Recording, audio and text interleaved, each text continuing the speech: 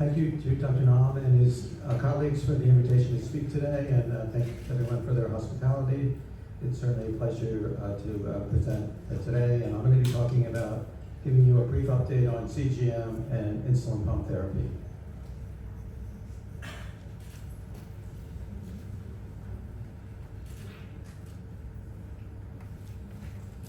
So first, to cover CGM. These are the devices that are available in the United States. There's the real-time CGM.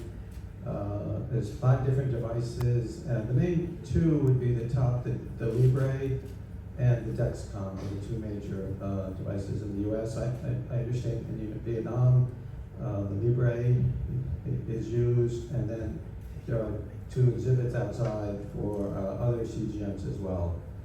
I think it's a good thing that we have more companies that are doing CGM. The hope would be that over time, the CGM devices will become less expensive. In the US, there's 2 over-the-counter CGMs. Dexcom has the Stelo, Abbott has the Lingo, and then there's 2 professional CGMs, an Abbott device, the Libre Pro, and the Dexcom Pro. So this is from the 2026 Standards of Care in Diabetes, American Diabetes Association. Let me just read it briefly. So use of CGM is recommended at diabetes onset and any time thereafter for children, adolescents, and adults with diabetes who are on insulin. So that's really the main group, patients on insulin, whether they have type 1 or type 2 diabetes. It can also be used in others, patients on non-insulin therapy that have causing hypoglycemia, and then any diabetes treatment with CGM might be helpful, but the main focus is really individuals on insulin. The second point here is that ideally CGM should be used as close to daily as possible for maximal benefit, and patients should have uninterrupted access to their supplies. And then lastly, CGM can be very helpful in type 1 diabetes during pregnancy, as well as it also can be helpful in gestational diabetes. And then where consistent use of CGM is not feasible due to the expense, one would consider periodic use of personal CGM or using professional CGM intermittently, so you get an idea of when the glucose levels are elevated. Skin reactions, typically they're due to allergy to the adhesive, and they typically are addressed at each visit. And then individuals who wear CGM should be educated on interfering substances. So this is just, it just lists the interfering substances. I'll just go over for the Freestyle Libre, vitamin C, can affect the Libre 2 and 3, greater than 500 milligrams a day, and then greater than 1,000 milligrams a day, the 2 plus and the 3 plus. So it's primarily vitamin C. Acetaminophen can affect the Dexcom and Medtronic, and then hydroxyurea can also affect the Dexcom and the Medtronic. And in all situations, it gives higher sensor readings than the actual glucose. This just compares the Freestyle Libre 2 and the Freestyle Libre 3. So I understand here it's the 2 and 2 plus are available. So the startup time is 1 hour. The sensor lasts 14 days. They're both factory calibrated. The main difference between the 2 and the 3 is that the 2 you need to stand, whereas the 3 goes directly to the receiver or to the phone. They both have alarms. And then they're typically on the back of the arm. The computer software is the Libre View. And then at the bottom, it lists the MARD. The MARD is an assessment of the accuracy of the device. And so the Libre 2, the MARD is 9.2%, whereas the 3 is 7.9%. Each of these devices, as they develop new, as they improve it, the MARD tends to go down. And it's felt to be the MARD should be less than 10%. So with the Freestyle Libre, if you use the 14-day or the Libre 1 or the Libre 2, you really should scan at least every 8 hours. If you don't scan every 8 hours, then you lose data. Ideally, we recommend that patients scan 4 to 6 times a day. Because sometimes it gives you false lows, it's a good idea if the patient has a glucose that's low, under 70 or 3.9 millimoles per liter, to do a finger stick. And then it's good to do a finger stick glucose after treatment of hypoglycemia. And then you want to be careful about compression low glucose levels, which I'm going to show shortly. The other thing with sensor is it's recommended that anytime a patient has a sensor reading and they don't quite believe it, it's still a good idea to do a finger stick. So patients on CGM still do intermittent finger stick testing.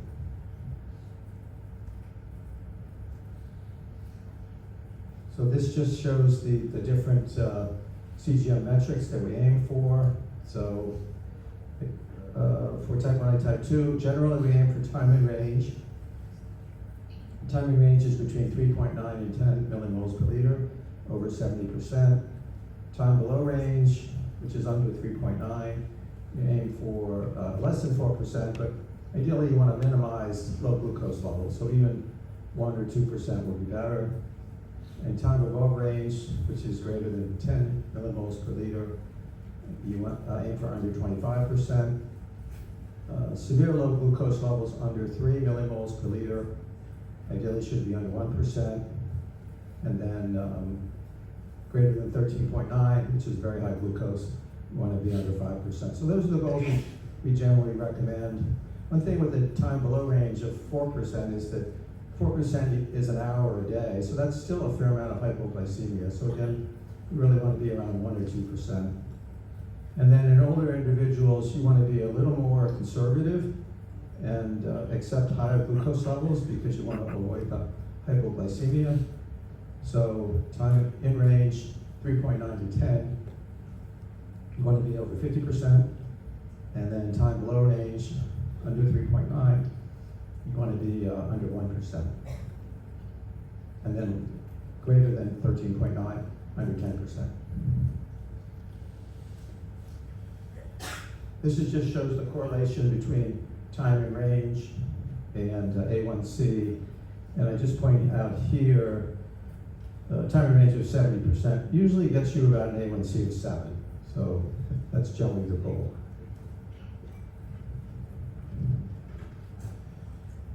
And this just shows the alarms.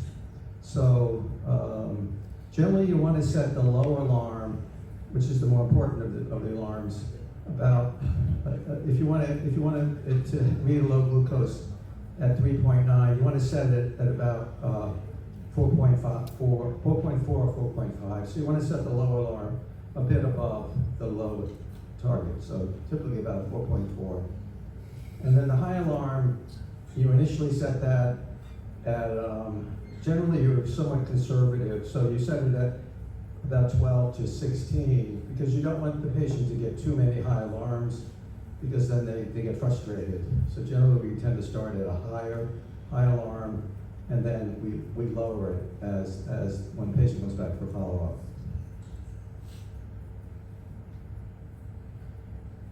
So this is the CGM interpretation process. So step number 1 is confirm that you want to get 14 days. So you really want 14 days of CGM data and at least 70% coverage. Step number 2 is you look at the average glucose and the glucose management indicator. The GMI is usually comparable to the A1C. And then you review time in range, time below range, and time above range. Step number 3 is really looking at hypoglycemia. Evaluate when the glucose is low. Is it low overnight? Or is it low after certain meals? And step number 4 is addressing hyperglycemia. Again, what times of the day? And then the last step is looking at the different insulin doses, both basal insulin and if they're on prandial insulin.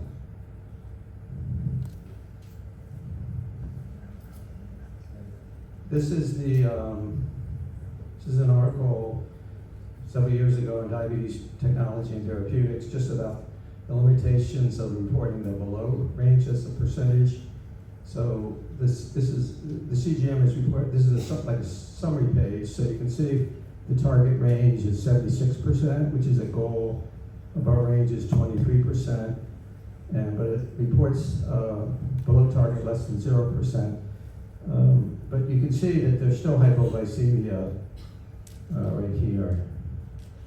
So you really want to look at each individual day, because the summary can say 0% hypoglycemia, but you can still have hypoglycemia. And then this is another example of that, where the low glucose the time below range is 1%.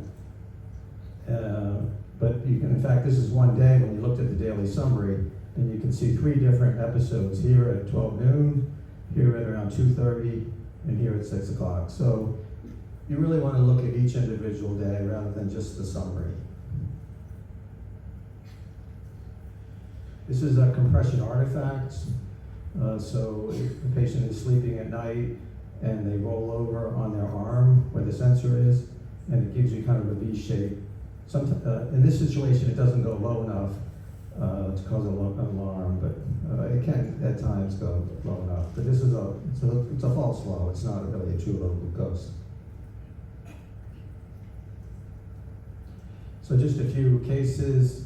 This is an individual with type 1 diabetes with excessive basal insulin, and you can see how the glucose drops overnight, and they have fasting hypoglycemia. This is an individual on basal insulin plus metformin and sulfonylurea, and you can see how, again, this is midnight to midnight, and the glucose drops. If you look at the top day 1, it drops to within goal, but then it goes up after each meal. Same thing with day 2, although day 2 the fasting glucose is elevated. So this is an individual with type 1 diabetes and frequent hypoglycemia. You see the time in range is 52%. Time low, which is under 3.9, is 12%, and time below 3.0 is 11%. So there's 23% hypoglycemia. So this is way too much hypoglycemia. And this is the trends. So you can see the red is the hypoglycemia, and yellow is the high glucose. So you can see overnight is midnight. All this is low glucose overnight. And then after meals, there's a lot of variability, but there's a lot of hypoglycemia both after lunch and after supper. So you really want to adjust the hypoglycemia first, and then often the hypoglycemia can improve. This is an individual. This is again midnight. So this is till 3 p.m. But you see the high glucose level at midnight till 3 a.m. The individual gave insulin, and then they became hypoglycemic as they overtreated a nighttime high glucose. And this is typically what you see with the if you give a late bolus. So it's recommended to give the patient on prandial insulin like Lispro or Aspart. It's recommended to give the bolus 15 to 20 minutes before the meal to give it a chance to work. So this is an individual where they gave the bolus as it was going up here, and then what happens is that it causes hypoglycemia typically 3 hours later. So it is important when you review your CGM downloads to review when the individual is taking their prandial insulin, and to make sure they're pre-bolusing.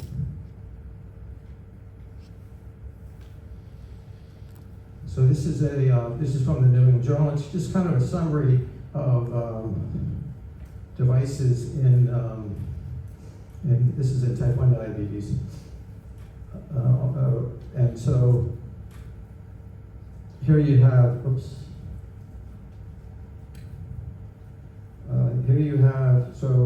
And these are averages. So a patient on multi-dose insulin using a glucose meter might expect an A1C of about 8%. Some are going to be lower, some are going to be higher.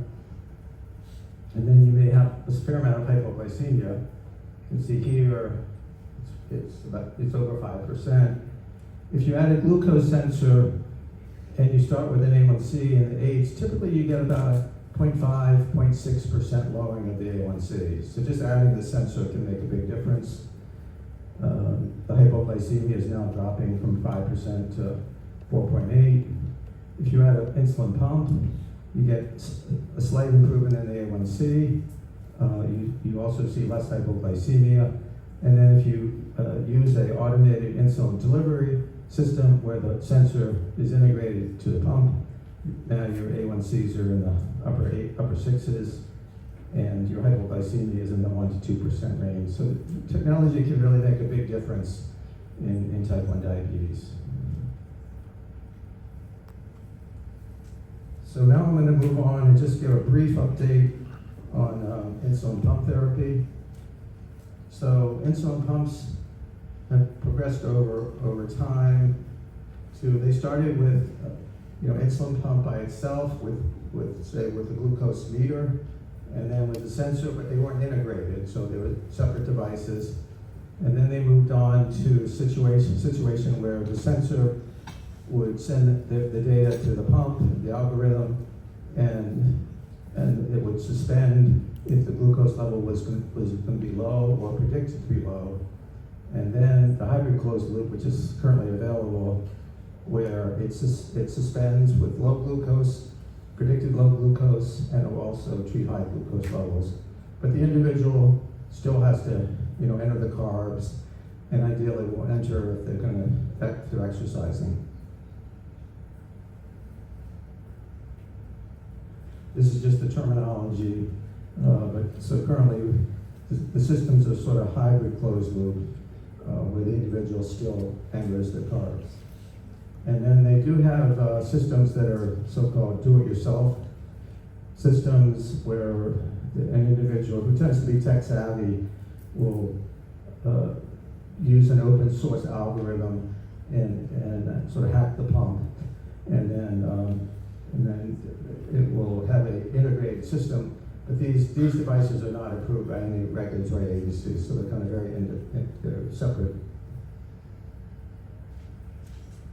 These are the insulin pumps that are available in the United States. I would say in our clinic at Joslin, the top three are the ones that are used mostly. So the Tandem, the T-Slim, the Omnipod, which is the tube, it has no catheter, tubeless, and the Medtronic 780G. There's also the iLet and the Twist that are newer pumps. The hope is with more insulin pumps, the issue with CGM and pumps is really the cost of these devices, right? Because patients might have to bear some of the expense. So the hope is that as there's more competition, the prices will decrease and they'll be more affordable. This is for the Medtronic. Medtronic was really one of the first companies that developed insulin pumps. So they started with the low glucose suspend, which would suspend at low glucose, and then they had it where if the glucose was predicted to be low in about an hour, it would suspend to prevent low. And then they had the hybrid where you have these mini boluses to treat hyperglycemia. And then the more recent Medtronic pump is the 780G.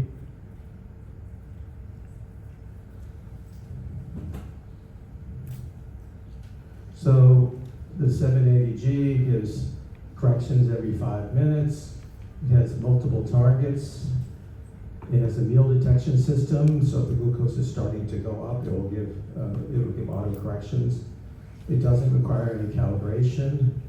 The alerts have decreased compared to previous versions, and it does have a exercise target. So if an individual with type 1 diabetes is going to go, so they play tennis for an hour or they're going to run, they would set their exercise target for about an hour ahead of time to prevent hypoglycemia.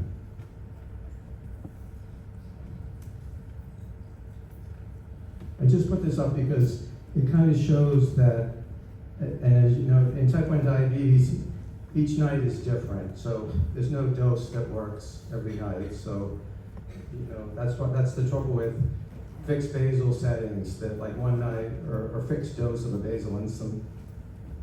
Some nights it may work perfect, other nights you might get hypoglycemia, and other nights you get hypoglycemia. So the advantage of these insulin pumps is that they will give these mini boluses and keep the glucose at a good level overnight. So just to show you what some of the pumps look like. This is the Medtronic 780G, and then this is the infusion set here, and then the sensor, and you can put it on an Apple Watch. This is the Tandem T-Slim. It's a touch screen, and it goes to and it's integrated with the Dexcom.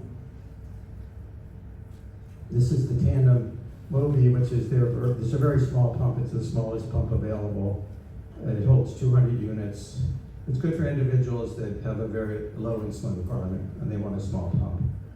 It has a catheter, but it's a very small catheter.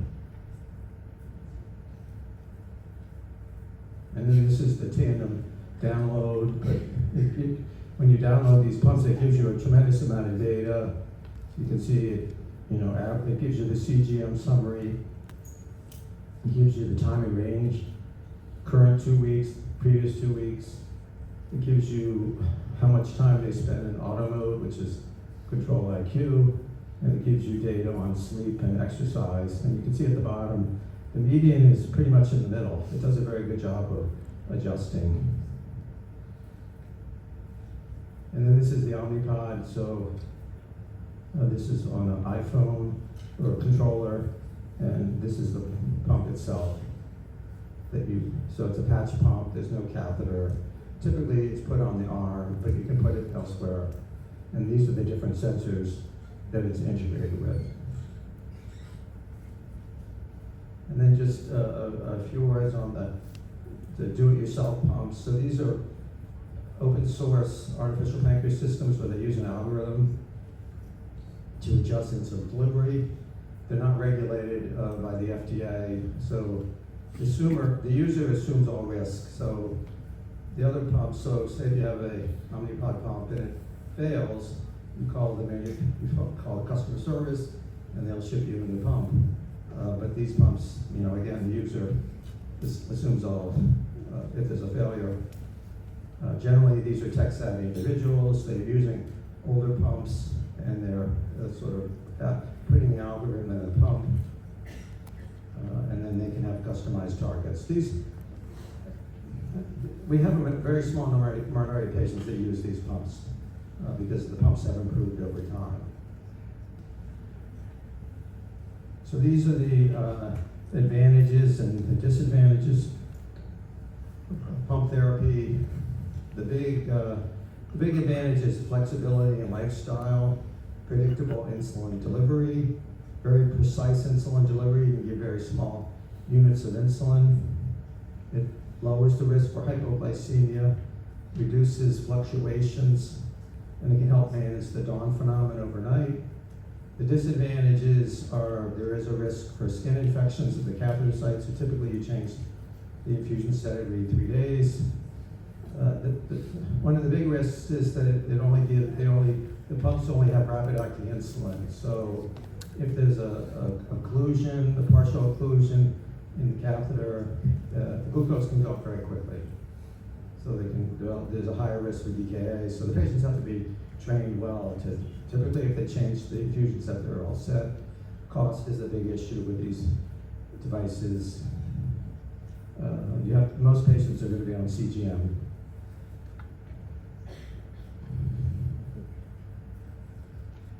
This is the candidates, so a basic understanding of diabetes, management skills, they have to be carbohydrate aware. Usually they meet with a dietitian to go over carbohydrate counting. If they have retinopathy at baseline, significant retinopathy, they need to be cleared by an ophthalmologist because sometimes you can see a flare in the retinopathy.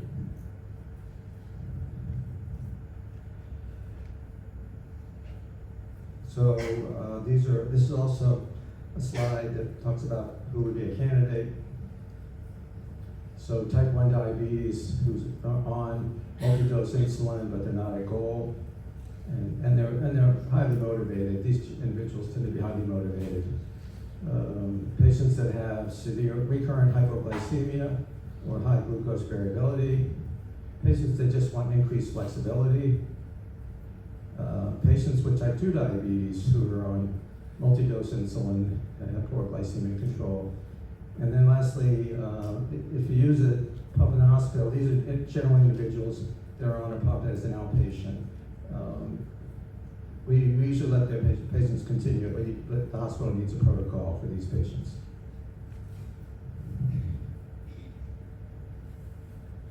This is the factors associated with poor adherence. The main one I would just say would be, unrealistic expectations. It's still a lot of work to be on a pump. It's not. It doesn't take. You still have to be able to troubleshoot if the pump fails. But most patients, I think the big issue is most patients go into a pump very gradually over weeks to months until and then they start.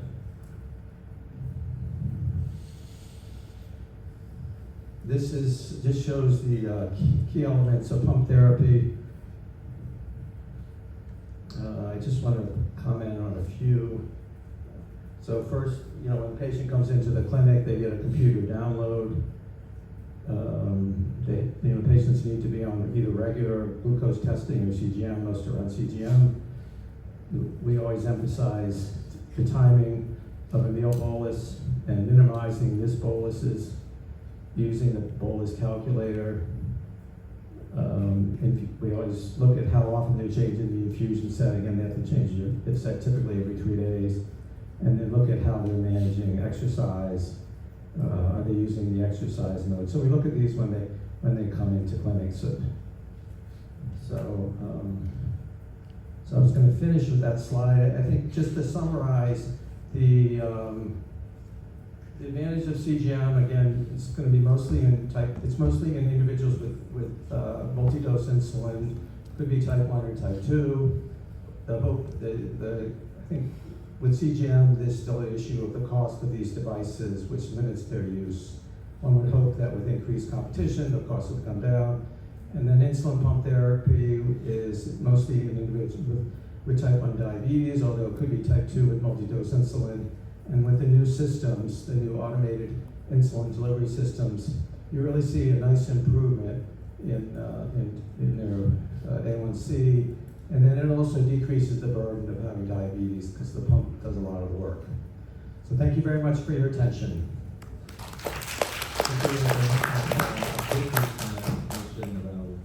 About CGM and insulin pump.